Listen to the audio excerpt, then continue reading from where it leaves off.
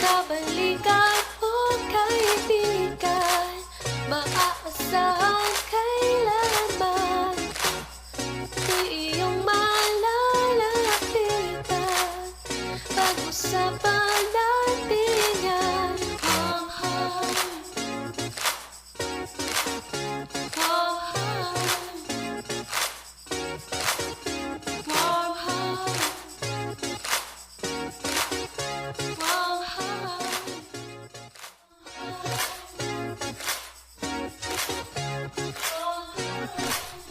Okay, magandang araw po sa ating mga tagapakinig at tagapanood dito po sa Radyo Pilipinas World Service.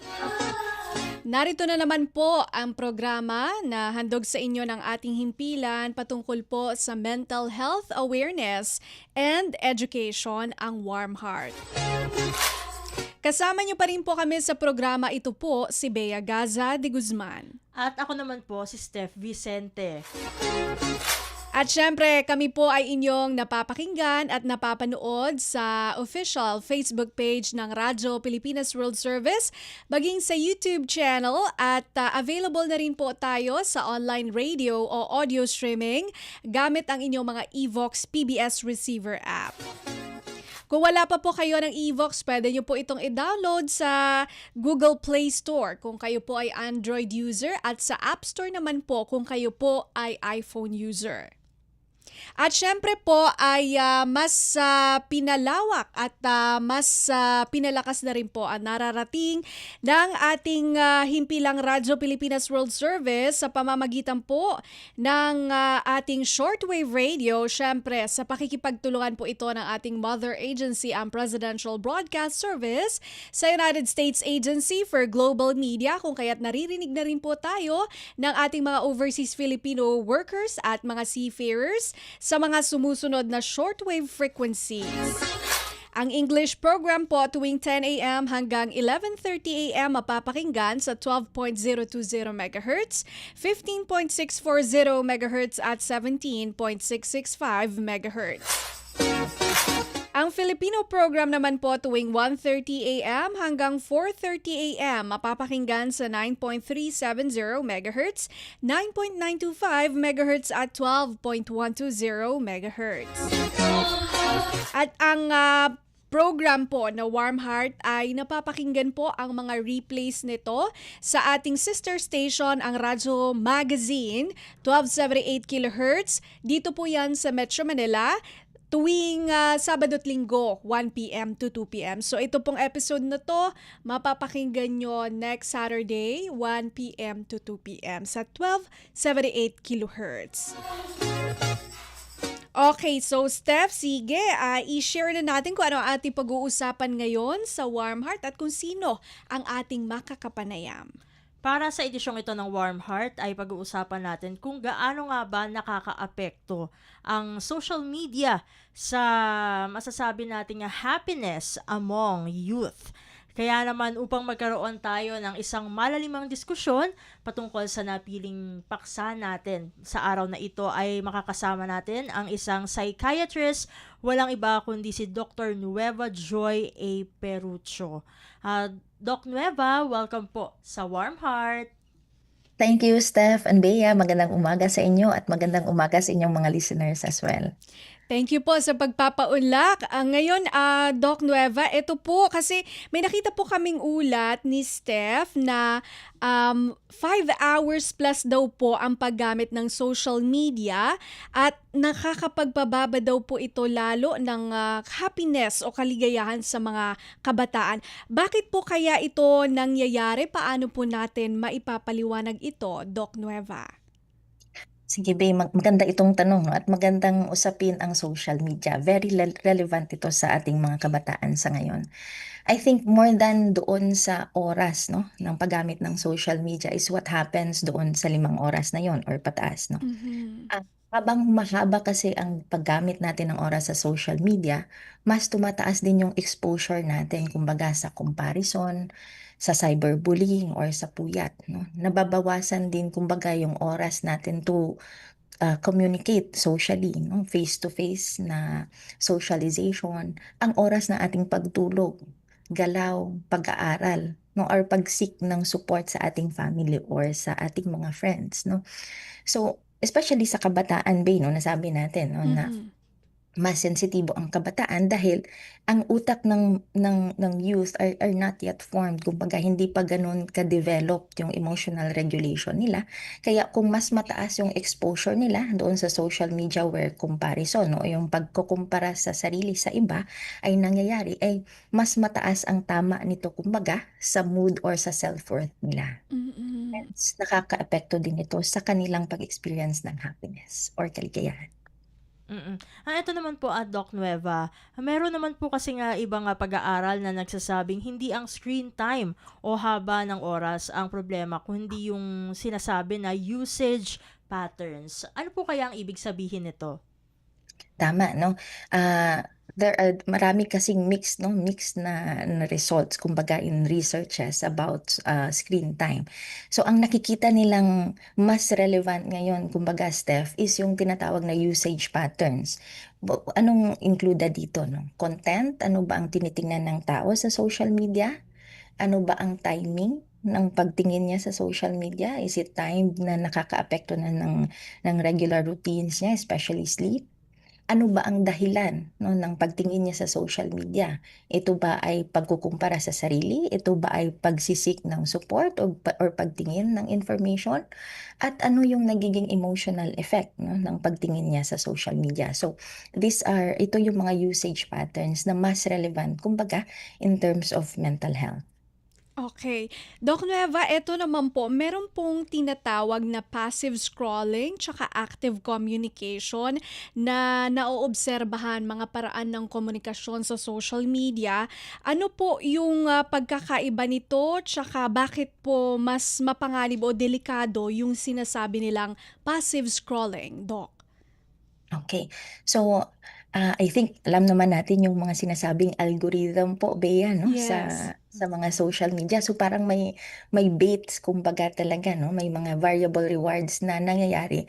So, ito ay nagiging mekanismo na nagpa-passive scrolling talaga tayo.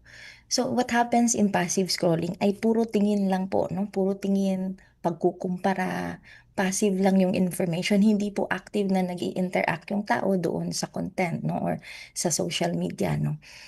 It contrast natin 'yun siya sa active communication kung saan may totoong ugnayan po 'no, may pag-check-in, may paghingi ng tulong or Mhm. meaningful na usapan or pagkuha po talaga ng importanteng impormasyon na makakatulong sa tao. So, mas delikado po talaga ang passive scrolling dahil pinapalakas nito 'no, sabi natin 'no, yung kung may comparison, so pinapalakas nito yung insecurities or yung sinasabing yung pakiramdam na mas okay ang buhay ng iba. So, this becomes relevant to those na may vulnerability na 'no, kung Mhm. may depression na siya or may anxiety or may mga psychosocial stressor na po na pinagdadaanan, that becomes an added stress 'no, yung comparison.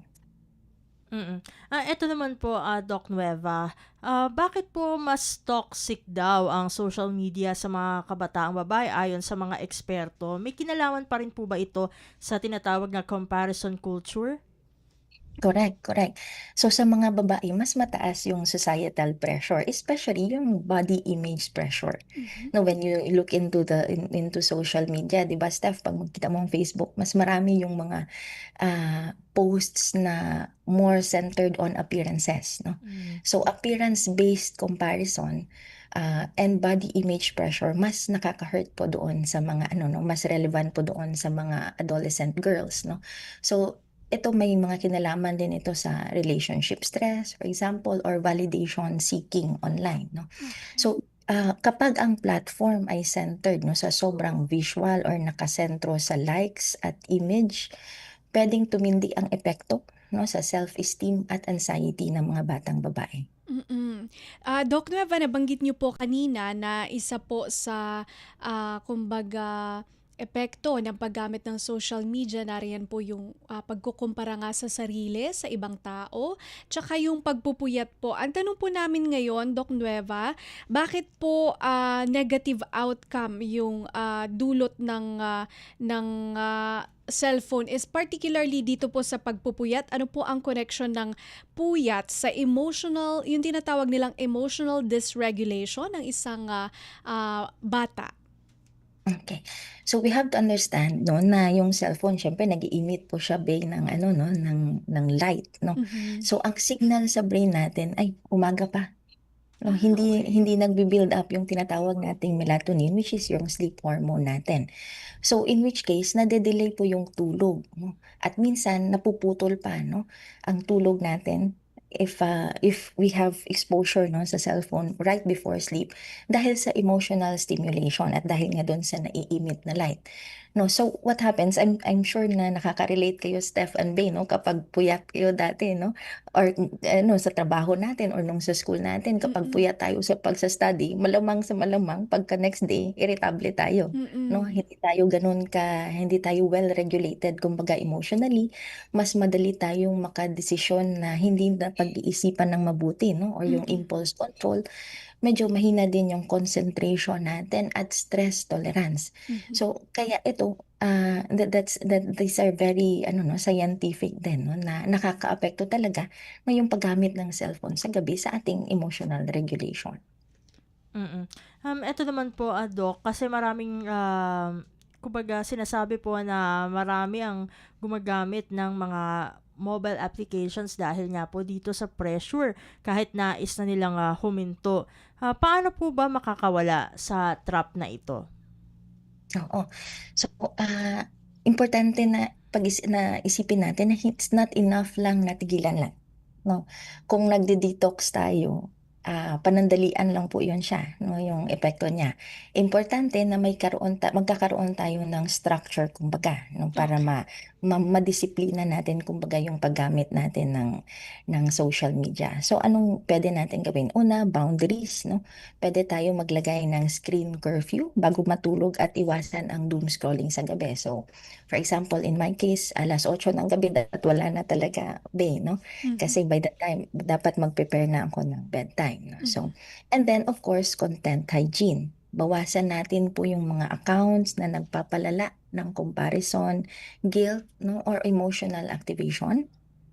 And i-off din po natin yung mga notifications, especially yung sa mga non-essential na apps para mabawasan din po yung pag-compulsive checking, yung hindi natin mapigilan no, yung pag-check ng cellphone. And importante din yung offline anchors na tinatawag. Mm. Dagdagan natin yung pahinga, yung tulog, exercise at pag-connect po face-to-face sa ating mga kaibigan at pamilya. And of course, yung self-monitoring. Nung kailangang pansinin kung ano yung content, yung nagpapagaan, at kung ano yung nagpapalala naman ng pakiramdam. So, hindi lang disiplina kumbaga ang kailangan. Kailangan ng structure, kailangan din ng support. Mm. Okey, napakagandang, paliwanag po iyon, Doc Nueva, yung, dagdagan po yung actual, socialization with real people ano, isang magandang suggestion.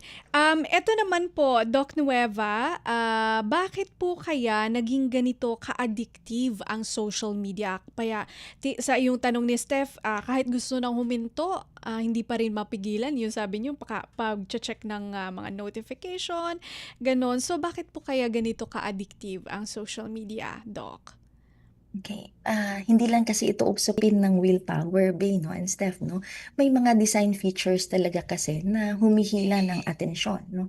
So, marami sa mga platforms ngayon na sadyang design talaga na hawakan ang atensyon, no? Yung Mhm. magkaroon ng endless scrolling and notifications because of variable rewards, no? Marami yung researches, no? Kapag parehas sa slot machine, kumbaga, hindi Oo. natin alam kung mananalo tayo the next time or matatalo tayo the next time. So, the more that we would, the more that we would play it, no? So, pareha din sa social media, we don't know ano yung rewards na paparating. So, nagpo-promote siya, kumbaga, na nahahawakan yung atensyon natin. Plus, the algorithm that they have, so may mas personalized ang feed. So, the more talaga tayo na, kumbaga, ma-addict doon sa pagdo-doom scroll, no?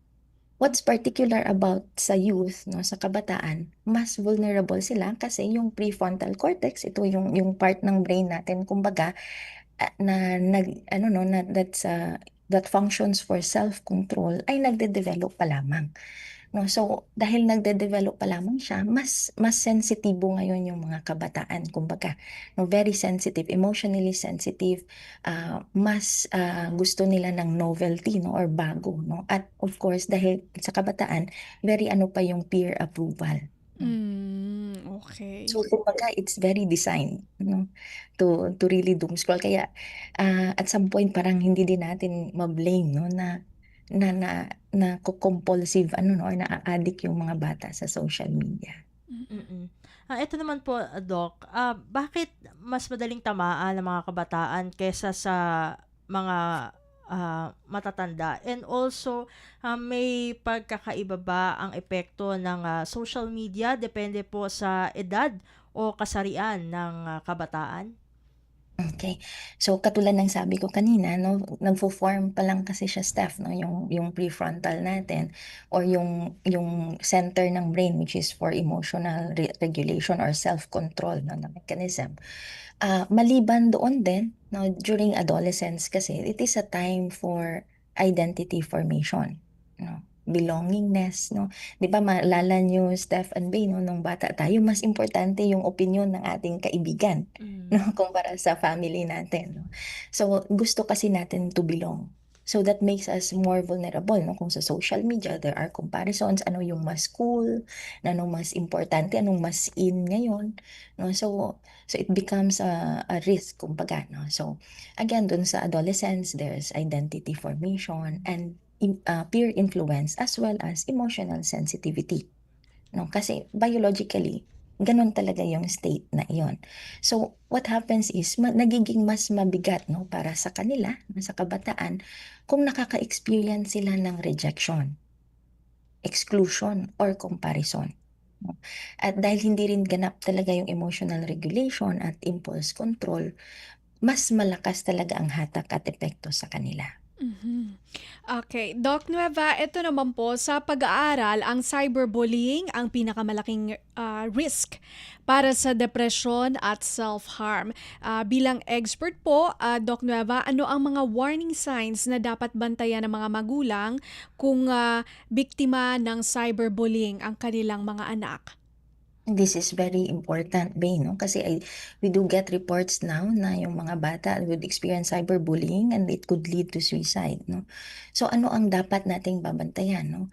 Yung biglang pag-withdraw ng bata socially, yung bigla na lang pong hindi nagsasama sa kaibigan, sa kamag-anak, yung naiiyak, no? Pag-iyak, pagkapikon matapos mag-online, no? Okay. Makita mo yung changes sa behavior at sa emotion niya after using, pagbabago sa tulog or pagkain, pagbaba ng grades, pag-iwas sa school or kaibigan, or sometimes tatago nila yan yung screen nila sa kaibigan o sa kamag-anak nila.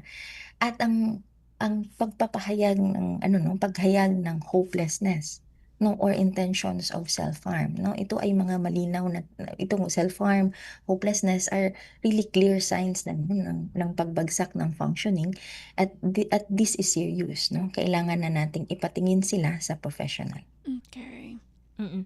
Eto naman po, just to follow up lang po, no, dun sa question. Kasi ang tiningnan po natin is signs for the victims. How about po dun sa cyberbullies po, no? Ano po yung mga dapat tingnan ng mga parents at paano po nila mapipigilan yung kanilang anak regarding this? And also, kasi meron dyan po yung anonymity na tinatawag dahil nga nakatago kadalasan ang cyberbullies sa social media, no, minsan pwedeng maging mga, kumbaga hindi yung totoong identity nila unless talaga may strong verification yung isang platform. So paano po kaya yun, Doc? So I think ang more than before this, all of this, no, kailangan po talagang mag-form ng relationship ng parents sa anak nila. No, kailangan pong there's a time to bond and time to understand kumbaga ang anak, no, so that the child mas open po sa magulang. Mas ma-detect po ng magulang if something is off, no, kung may mga changes sa behavior or sa emotion ng bata. And really to teach also ang bata, no, how yung tinatawag na emotional literacy. No, paano natin iha-handle itong mga content, no? So sa pagiging mas open ng bata, mas masasabi nila sa magulang what's wrong, no? And pwede po talaga na iupo ang bata, no? And tanungin diretsa, no? Ano po ba yung mga nangyayari, no? Na-notice namin na ganito, ganyan. May nangyayari ba online, no? Na kinakabahala or kinaka-worry mo or kinaka-stress, no? So the parent should be very alert, no? Vigilant, no? Kasi sabi mo nga, Steph, the access is very no, masyadong open ang access kumbaga, no, sa bullying online. Mm. Eto naman po, Doc.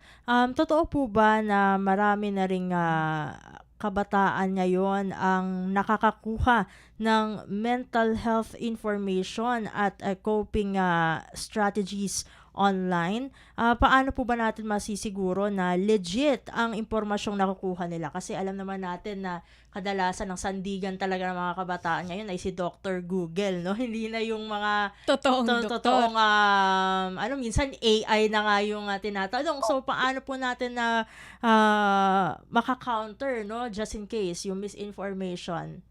Oo, meron na silang ChatGPT tsaka Perplexity ngayon, Steph, no?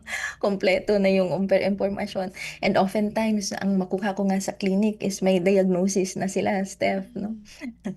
So, hindi naman natin yun siya ma-deny, Bea and Steph, no? Na may kabutihan naman talaga ang internet, no? Hindi naman tayo abot sa puntong ito na kung walang technology, no? So, true enough, merong mga psychoeducation, support, and coping ideas talaga na makukuha sa internet.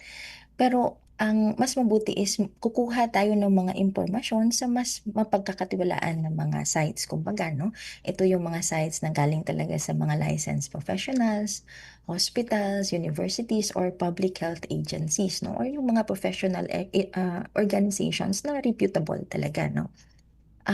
Importante nating ma-filter kumbaga, no? So tuturuan natin yung mga bata na what they see online, they really have to verify. Mhm. Ano talaga nila kung saan nanggagaling, factual ba ito or hindi, no? Hindi sila dapat madaling mapaniwala kumbaga, no? And yung emotional nila agad, no? So, while online advice ay puwedeng-puwede po talaga sa panimula, no? Madali lang naman, Steph, mag-search tayo na, ay posibilidad na ganito, ganyan, no? Which is okay, no? Kung malilid sila into a proper assessment, no? So, online is good sa panimula, pero dapat hindi ito kapalit ng isang proper, no, or tamang assessment, especially kapag seryoso na yung simptomas. Mm. Doc Nueva naman, ito naman po kasi meron pong mga gustong maibsan yung negatibong epekto ng social media sa kanilang mga sarili. So, ang tanong po is, ano po yung mabisang paraan? Yung digital detox daw po ba? O ang pagbabago sa paraan ng paggamit, yung pag-develop ng healthy patterns of using the social media, Doc? Yeah. So, ang ma-notice ko, Bey, no, sa mga families that I handle, mas sa kanila, karamihan ay ang mas sustainable ay yung healthy patterns of use kaysa yung Okay. sinasabing all or nothing na detox, no? Ang pwede na makatulong yung detox sa pansamantala, pero kung let's say, Bey, nagbakasyon ka 7 weeks tas hindi ka naggamit ng cellphone mo, pero pagbalik mo gano'n pa din naman, Oo unhealthy nga. pattern of use pa din naman. So, panandalian lang naman ang benepisyo. So, ang mas mainam talaga is that you have a healthy pattern of use. So, yung sinasabi natin na kanina, yung malinaw na boundaries, kumbaga, kung hanggang kailan lang yung paggamit. And then, dapat curated yung feed, no? Dapat naka-personalize na yun siya na hindi all negative, no, yung makukuha natin. And yung sinasabi nating no phone before sleep rule talaga, no? Kasi, ano talaga, no, na nakita talaga sa siyensya, maapektuhan talaga ang pagtulog natin if we use cell phones before sleep. Mm-mm. Mm. Eto naman po, no, Doc, sa halip na basta isuko o kumpiskahin ang cellphones, bakit mas epektibo ang pakikipag-usap o collaborative family plan? Ano ang mga dapat na laman ng kasunduan nito, if ever? Oo.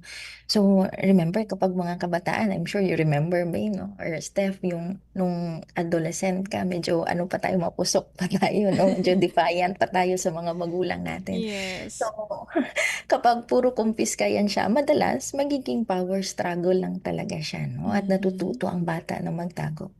So, mas epektibo talaga na we invite the child, mag-collaborate tayo with him or her to plan, no? Importante na may paliwanag, bakit natin ginagawa ito. Kailangan din consistent, no? Pag sinasabi ng magulang ito yung rule, dapat si magulang hindi din ganun, no? Baka iba yung namo-model, iba din yung nasiset na rule. And kailangan on board talaga yung bata kumbaga sa pagbabago. So dapat, again, dapat malinaw ang rules talaga, no, sa oras ng paggamit. Kung may no phone times, no phone for example habang kumakain, Mhm. then that should be imposed to all of the members. No, dapat they have to learn also about privacy, safety, Mhm. at ano gagawin kapag may mga cyberbullying or distressing content sila na nakikita. So, importante na mas epektibo ang kasunduan kaysa sa kumpiska, no? Dahil ang goal natin ay self-regulation, hindi yung nagtataguan. Kumbaga. Mm. Speaking of self-regulation, Doc Nueva, sa tingin niyo po na ituturo ito, dapat na bang ituro sa mga paaralan ng pag-regulate ng emosyon habang online at na i-incorporate o integrate po kaya ito ng mga teachers sa kanilang mga lessons para sa mga kabataan na yun nga, sila po yung vulnerable dito po sa pagiging addict sa social media? Correct, correct. I very much agree, no? Dapat ang digital literacy has to have emotional literacy as well. Dapat they should go together. Hindi sapat na marunong lang gumamit ng apps, no? Kailangan din nilang maturuan ang kabataan kung paano huminto kapag triggered na sila and paano sila mag-fact check, no? Tama ba? Ito hindi naman lahat ng viral is valid, no? Mhm. Kumbaga, paano sila humingi ng tulong if kailangan at paano maging responsable at mahabagin online. Ang digital literacy ngayon ay dapat may kasama talagang emotional literacy. Mm. Eto naman po, Doc, bago yung pinakatanong ko, kasi kung atin po matatandaan, yung bansang Australia kasi ay nagpatupad ng social media ban for users under 16, and I think sinundan na ito ng Indonesia. So, eto po ba, no? Kasi alam ko may mga nagsusulong din sa Congress na ganito yung mangyari dito sa Pilipinas due to the impact nga no, ng social media sa ating mga kabataan. Pero po from a psychological perspective po ba, is it the right time na ipatupad ito? Although kanina binibigyang diin natin yung self-regulation. Opo, opo. I think pwede, no, na may ban, pero we have to be very careful about that, no, also. Kasi nga, nakakakuha din kasi ng support yung mga kabataan sa social media. Mhm. We have to understand that there's really good from that and then there's bad, no? So I think more than just restriction, I think mas better yung accountability, no, and transparency, no? So for example, may mga transparent na algorithms, may default settings for example para sa mga minors, limitation ng mga manipulative features, and pag ano no, yung fastness, kumbaga yung mabilis na pag-action regarding harmful content, especially against cyberbullying, that I think those are much better, no? to be in place rather than just restriction. Again, kung i-restrict lang kasi natin, malamang sa malamang may mangyayaring taguan yan siya. Eto naman po, no, in relation to that, ay ano po ang, bukod doon sa nabanggit nyo kanina, ano pa po yung inyong panawagan sa mga social media platform at maging sa ating mga mambabata, sa policy makers? Dapat na po ba nga tanggalin ang mga algorithmic, no, personalization na nagpapadali ng addiction? Yes, yes. So, maliban dun sa sinasabi ko kanina ng mga transparency, default settings, limitation ng yung mga manipulative features and the fastness ng action dun sa harmful content, I think it's very important na alisin yun siya, no? Yung mekanismo, kumbaga, that would really make adolescents or youth to be addicted to the use of social media, no? So yung sinasabi niyo ng algorithmic personalization, which leads to compulsive use, that needs to be regulated talaga. Okay. So, sana ito ma-develop talaga into policy, no? Kung ito talaga ang nakikita nating makabubuti. Doc Nueva, ito na lang po kasi we're running out of material time. Hingiin na lang po namin ang inyong final message para sa ating mga tagapakinig at tagapanood dito po sa Radyo Pilipinas World Service. Salamat, Bey and Steph. So siguro as a closing na mensahe po, no, ang social media ay pwede po talagang maging lugar ng connection at pagkatuto, no, given the information na makuha natin. Pero kapag naapektuhan na nito yung ating quality ng pagtulog, yung pagtingin natin sa ating sarili at ating emotional stability, kailangan na nating magtanong kung nakakatulong pa ba ito or nakakasama na. Ang goal natin ay hindi zero screen time, katulad ng ating pinag-usapan, kundi mas ligtas at mas may kamalayang paggamit at mas protektadong mental health ng kabataan. Mas ligtas na paggamit at mas protektadong mental health ng kabataan. Napakagandang mensahe. Thank you po, Doc Nueva, sa inyong oras at sa mga insights na inyo pong ibinahagi. Marami po kami natutunan ni Steph at ng ating po mga tagapakinig at tagapanood dito po sa Radyo Pilipinas World Service. Nawa hindi po ito ang una at huling pag-uusap natin, Doc. Mabuhay po kayo. Maraming salamat. Maraming salamat, Bea and Steph. Salamat po. Salamat po. Ayan po si Dr. Nueva Joy A. Perucho, isa pong psychiatrist at kanya pong ipinaliwanag sa atin kung paano ang social media nakakaapekto sa happiness o itong kaligayahan ng mga kabataan. Siyempre, yung emotional regulation at yung possible na kumbaga policies na maaaring makatulong para maibsan po yung negatibong epekto ng social media. Magbabalik po ang programang Warm Heart makalipas ang ilang paalala. Mabilis ang trivia, dagdag talino. Heto na ang Dagling Kaalaman. Alam nyo ba na tuwing ikalawang linggo ng Oktubre, ipinagdiriwang natin ang National Mental Health Week? Diniklara ito sa bisa ng proklamasyon bilang 452 noong 1994 upang palawakin ang kamalayan tungkol sa kahalagahan ng mental health.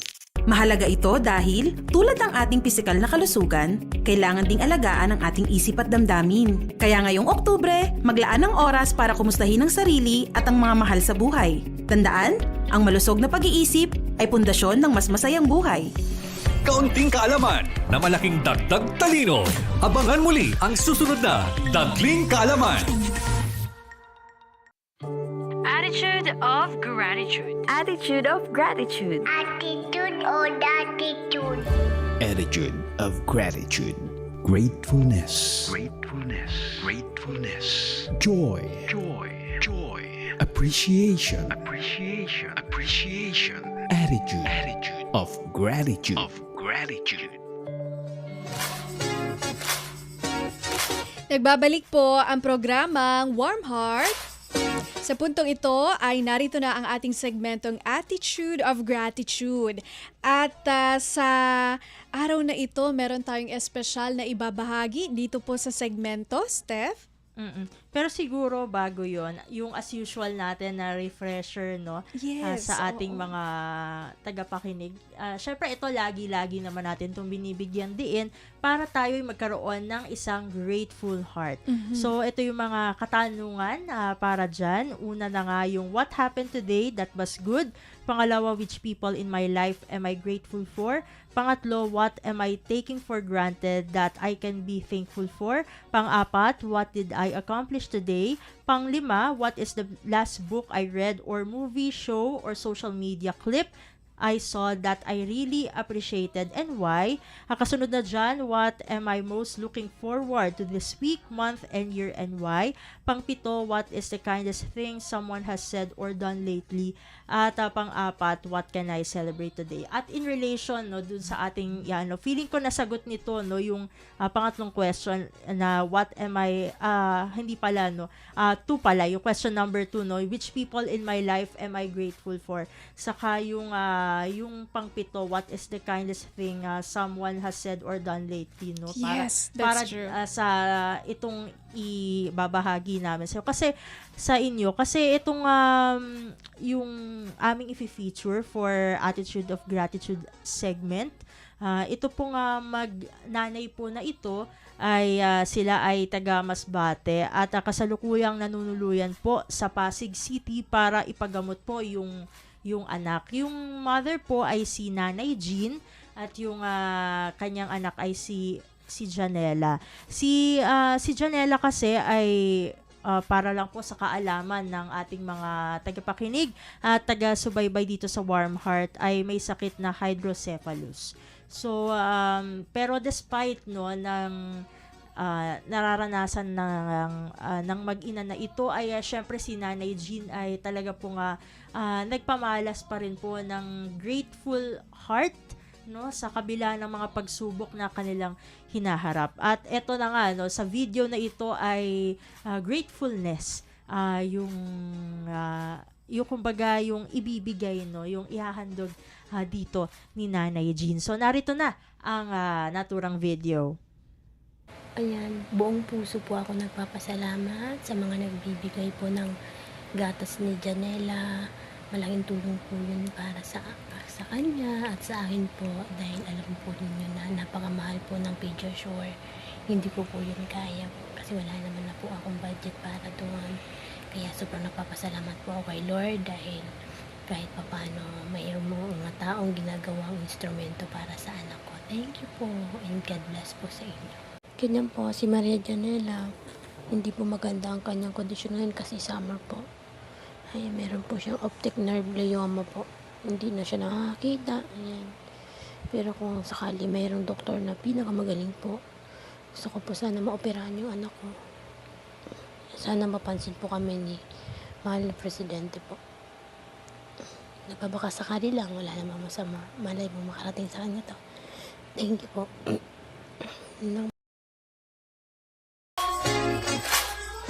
Yan po, napakinggan niyo po ang isang mensahe ng pasasalamat at panawagan mula po kay Nanay Jean at sa kanya pong anak na si Janela na mayroon pong hydrocephalus. So, ayun, nagpapasalamat si Nanay Jean sa lahat po ng mga tumulong, lalo na po doon sa pamamahagi ng gatas para sa kanyang anak kasi I think yung Pediasure ay mahal po talaga yun, ano?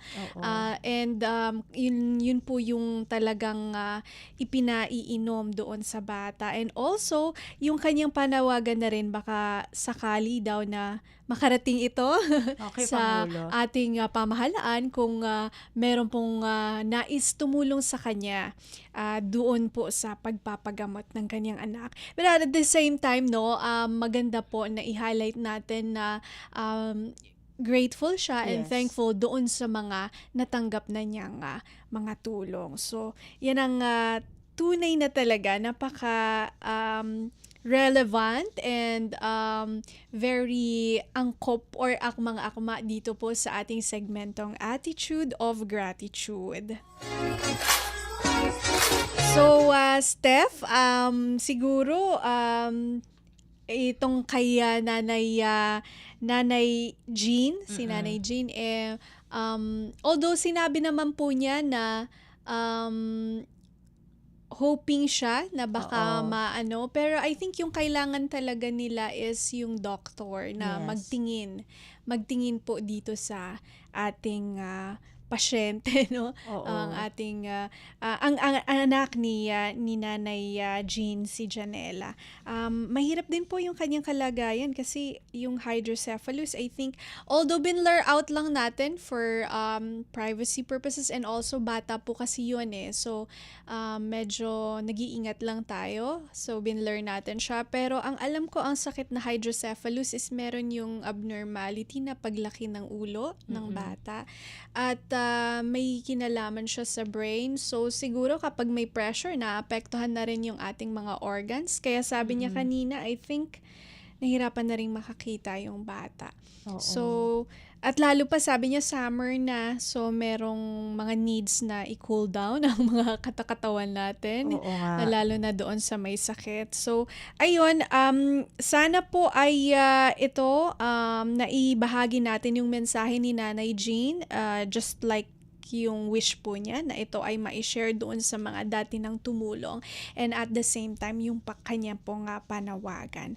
Okay, so Steph, meron pa ba tayong idadagdag o tayo muna ay magkakaroon ng break for Ayun. the public service announcement? Siguro sa ating pagbabalik, idiretso na natin, no, sa public service announcements dahil merong mga kaganapan, no, Okay. this coming April. Yes. Sige. Sige. In the meantime, we'll have a quick break po. Magbabalik po ang palatuntunang Warm Heart makalipas po ang ilang paalala. Mas pinadali na ang government transactions sa tulong ng eGovPH Super App. Pwedeng-pwede mo nang magawa ang lahat ng ito. I-download ang eGov app sa iyong smartphone o tablet mula sa App Store o Google Play Store. Pagkatapos, ilagay ang iyong mobile number at i-authenticate gamit ang one-time PIN o OTP para marehistro ang iyong account. Saka ilagay ang iyong mga pangunahing impormasyon at kumpletuhin ang facial recognition technology para sa verifikasyon ng iyong pagkakakilanlan. Para sa mas mabilis at mas maayos na serbisyong panggobyerno, gamitin na ang eGovPH Super App. Alagaan ang isipan. Pagaanin ang puso. Ingatan ang sarili. Alamin yan dito sa Warm Heart. Warm Heart. Kabalikan o kaibigan, maaasahan kailanman. Di iyong malalapitan, pag-usapan natin yan.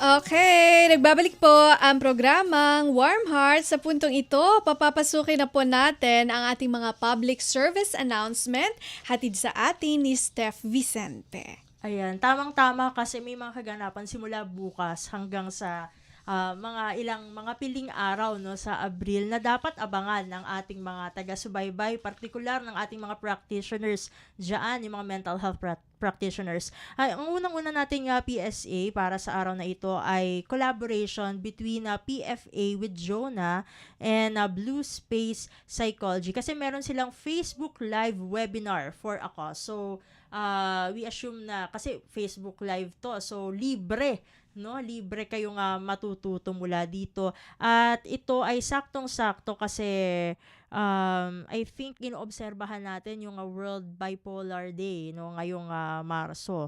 So ang pangalan, no, ng webinar na ito ay Understanding Bipolar Disorder. Sabi nga nila, more than awareness, we aim for understanding. Be with us this World Bipolar Day and support a cause while learning something that matters. So ito pong Facebook Live na ito ay tatagal ng 1 oras, pre-recorded session na kumbaga makapagbubukas ng conversation o mga pag-uusap patungkol nga dito sa bipolar disorder. Kasi yung bipolar kadalasan kumbaga napo-portray sa media. And of course, bilang tayo mga advocates dito ay tayo ay kumbaga sinusulong natin yung proper portrayal, no? Pero syempre with our practitioners naman sa mental health community ay very thankful tayo kasi at least nagkakaroon ng awareness regarding sa bipolar disorder aside from dun sa pinapakita, no, sa mainstream media. So sabi nga nila itong understanding bipolar disorder webinar ay isang space upang matuto, mag-reflect at kumbaga ay makaunawa pa at syempre maging kumbaga be kinder, no, dun sa mga kababayan natin na meron ng ganitong mental health condition. So, ang speaker po nito ay si Miss Katrina Betito, isa pong licensed psychologist and psychometrician mula sa Blue Space Psychology. Siya yung bumuo po, no, nitong Blue Space Psychology. Kaya naman itong Blue Space Psychology nga raw ay isang safe and nurturing space kung saan itong mga individual, no, na may mental health conditions ay kumbaga free to feel their emotions, learn about their mental health, and receive gentle support throughout their healing journey. Ang host po niyan or moderator mula sa PFA with Jonah, si Jonah Rose Alfonso, isa pong registered psychometrician, at ang beneficiary po kasi ito ay for a cause, itong webinar na ito ay Shelter of Light. Ayan. So yung mga donations ay open and appreciated. At masasabing nga required po, no, for e-certificate processing na rin. Ito naglabas din sila, no, very wala pa man din yung webinar pero informative na yung posting nila kasi meron na silang patrivia, no, na gusto ko ring i-share, ibahagi sa ating mga tagapakinig. Ayan, sabi nga nila, did you know in the Philippines bipolar disorder affects an estimated 0.2% to 0.5% of the population or over 500,000 Filipinos. Only about 5% of individuals with bipolar disorder receive treatment, pointing to gaps in access and support. Ayan, meron din sila dito, no, local community studies suggest cases may be underreported due to stigma and limited awareness. So yan naman yung gusto nating baliin lahat, no, dito sa Warm Heart, no, maging sa iba pang mental health conditions. Ito ngang tinatawag na stigma, and we hope na through this webinar na for a cause pa, no, kumbaga natuto ka na, nakatulong ka pa.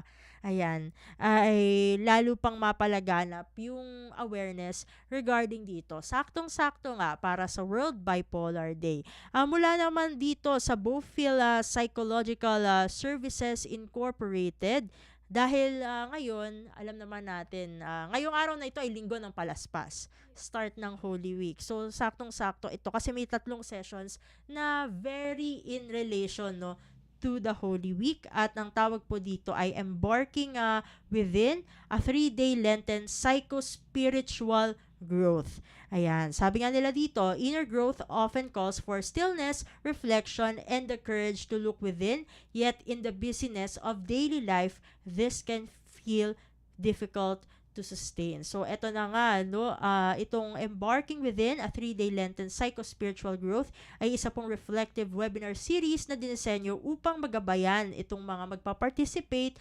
through deeper self-understanding and renewal during the Lenten season. So, meron pong 3 sessions yan. Sa day 1, bukas na po yan, Holy Monday, meron dito Understanding Emotional Triggers, a Journey of Inner Reflection. Sa Holy Tuesday naman, Understanding Your Inner Child, a Journey of Healing and Self-Compassion. At dun sa Holy Wednesday naman, ay Understanding Limiting Beliefs, a Journey Toward Renewal and Purpose. So, yung mga dates nga po nito ay March 30, 31, and April 1, 2026. Ang oras po niyan ay alas 4 ng hapon. Ang platform po niyan ay Google Meet. Ang duration po naman yan, 1 hour per session. At ito nga po ay online na webinar series na, yun nga, tulad ng nabanggit ko kanina, ay sa Google Meet. So, ang registration ay open until today. Ayan, until today, March 29 hanggang 6 p.m. So, para dun sa mga gustong mag-reflect no, ngayong Holy Week, ayan, bagay na bagay sa inyo yan, itong 3 sessions na ito. Samantala, meron naman dito, no, mula sa Gray Matter Psychological and Consultancy Incorporated, ito naman ay sa April 18, no, mula 1 p.m. hanggang 5:15 p.m.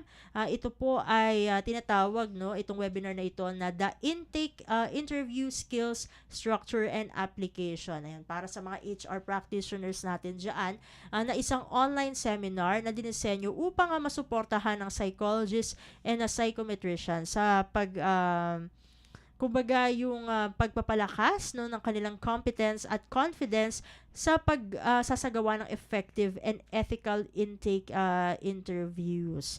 Ayan. So ang speaker po diyan ay si Dr. Jonathan Robert Ilagan, no? Isa pong registered psychologist at ito po ay sa Gray Matters Academy, may tinatawag pa silang Gray Matters Academy online portal via Zoom. Ang registration fee po dyan ay 600 pesos para dun sa mga, syempre yung mga nag-iipon ng CPD points para sa kanilang profession. Yung mga registered social workers ay may 4.00 points po dyan. In process po yun sa mga registered psychologist, registered psychometrician, registered guidance counselor. So yan po, meron silang kumbaga may mga points nun pero in process, so abang-abang na lang tayo kung ilang points ba ito exactly, no, para syempre pampalakas ng credentials no, ng ating mga professionals within the mental health community. Samantala sa pang-apat po natin na PSA ay galing sa Project Taha Psychological Training Services. Bale, this is more of kumbaga discount, no, kasi 10th anniversary na nila no ngayong taon. At yun nga, no, we're turning 10 this April and we're celebrating with you. A decade of transforming lives through learning deserves a special celebration. To thank our community of learners, trainers, and partners, AHA Psychological Training Services is offering an exclusive 10th year anniversary sale. Ayan, ito yung nakalagay dito, no? Get 50% off on all training programs scheduled for April and May 2026, all self-paced learning programs. Kaya ito na ang inyong pagkakataon na syempre may upgrade ang inyong skills, makapag-ipon ng certifications at makapag-invest sa inyong personal and professional growth at a discounted rate. Ayan, so yung promo na ito runs until April 15, 2026 only. Kaya dun sa mga gustong mag-avail ng mga webinars, ng mga trainings no, mula sa AHA Psychological Training Services, ayan, meron kayong 50% off. Ayan, na discount until April 15.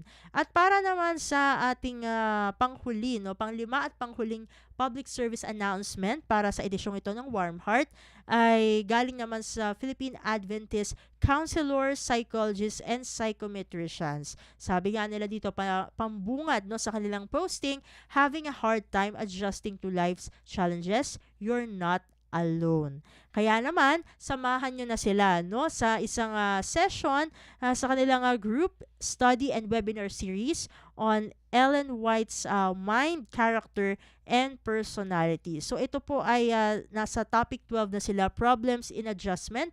Ang speaker po dyan ay isang registered guidance counselor, si Dr. Levi Fahanilan. Ang date po nito ay April 15, 2026, Wednesday, ganap na alas 7 ng gabi. Free webinar po ito para sa mga nais matuto, kaya mag-register na po kayo doon sa link no na kanila pong nilabas. Meron din silang QR code no na nandoon sa ating screen. So doon sa mga nahihirapan na yung mga ayaw mag-copy paste no, scan na lang kayo no doon sa QR code no. Dito may explore yung key struggles in human adjustment and God's guiding principles. So talagang psycho-spiritual din ito, katulad nung kaninang nabanggit ko regarding the Lenten webinars no. So ano yung expectations no for this webinar? So learn how to navigate internal and external conflicts, discover how God's laws guide emotional and behavioral balance, gain practical tools for better relationships and communication. Live on Facebook and Zoom din ito, may e-certificate at handouts na available para dun sa siguro yung mga tinatamad ng mag-notes, no, mga hirap na magsulat, meron kayong at least no yung handouts na matatanggap no mula dun sa webinar na ito. So i-save nyo na yung date no April 15, 2026 7 PM po yan. Ayan. So ito ang mga PSAs natin para sa araw na ito. Thank you, Steph, sa ating public service announcement, no? Talagang itong mga activities natin may kinalaman talaga sa spiritual journey, healing, Yes. akmang-akma po dito po sa ating spiritual journey na Holy Week, mahal na Oo. araw, Semana Santa. Kaya naman, yung mga gustong mag-join, lalo na yung unang activity, Steph, no? Maganda yung mga lalamanin nung webinar. So, kung gusto nyo pong attend lang po para may maidagdag sa ating mga karunungan, no? Yes. So personal and professional Yes, development. that's true. Gusto ko nga yung limiting belief ba yun? Pero may kinalaman din siya sa spirituality. Bihira kasi yung pinaghahalo yung ganon. Kaya interesado ako doon, pero ewan ko kung makaka-attend ako sa webinar. Sana yung mga tagapakinig natin na interesado dito at may time, pwede po kayo para matuto tayo. Yes. Okay, so bago tayo magpaalam, sige Steph, i-shoutout muna natin itong ang mga watchers natin dito sa Ayan. ating Facebook live streaming. Tingnan muna natin. Ayan, medyo bubuklatin ko lang yung ating Oo. page. Sino-sino na ba itong mga natin? Syempre, yung mga nanonood sa atin, si Sir Vladimir De Leon, si Ma'am Anessa Manalo Tiburon, si Ma'am Trisha Ann Lapesiros. Ayan. Trisha Ann Lapesiros, si Ma'am Shane, wala siyang apelido. Ayan. So, nandyan din si Ma'am Megan Desabel. Ayan. Nandyan din si Ma'am Princess May Martin Sustento at si Ma'am Christina. Ayan. Sa mga natin, no, check ko rin kung sino ba yung mga nag-share kasi meron tayong 40 Mga sharers. 40 na shares. Of course, kabilang na dito yung ating mga provincial stations. Wow, thank you naman. Maraming salamat sa pagsuporta. No? Mahalaga yan para mapakalat pa natin lalo ang mental health awareness. Maghanap tayo ng topic, Steph, na yung provincial naman ang ikikater kasi meron pala tayong provincial audiences. Yes. Ayan. Hindi lang yung kumbaga, generally naman, ay worldwide, no? Yes. Ang ating audiences, kasi world service nga, no? Pero, syempre, thankful tayo dahil kahit nga sa shortwave, magulat ka na lang. Oo may nga. nakikinig locally pala dito na may shortwave receiver. So, maraming salamat sa inyo. Sa inyong pagsubaybay sa Radyo Pilipinas World Service. At siguro, ayan, si Ma'am Christina din pala ay nag-share, no? Sa ating program for today. Hindi ko lang makita yung iba kasi naka-private yata sila. Baka sa friends only, no? Hindi nila share. Pero maraming salamat pa rin sa inyo. Yes. Thank you po. And syempre, sa mga nakinig at nanood ngayong araw, maraming salamat. Naway sa susunod na episode, kayo pa rin po ay mag-tune in. At syempre, thank you rin po sa ating co-producer, Sir Leo Magpayo, na nagsilbing Master Control. At tabayanan niyo po mamayang 3 PM ang kanyang programa, Diskarteng Wais. Yes. At ito naman po sa ating Warkas, si Justine Osias. Maraming salamat po. Muli, ito po si Bea Gaza de Guzman. Ako naman po si Steph Vicente at ito ang Warm Heart. Warm heart, warm heart, warm heart,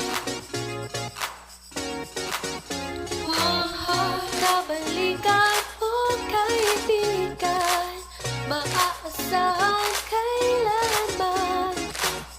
Di iyong malalapitan.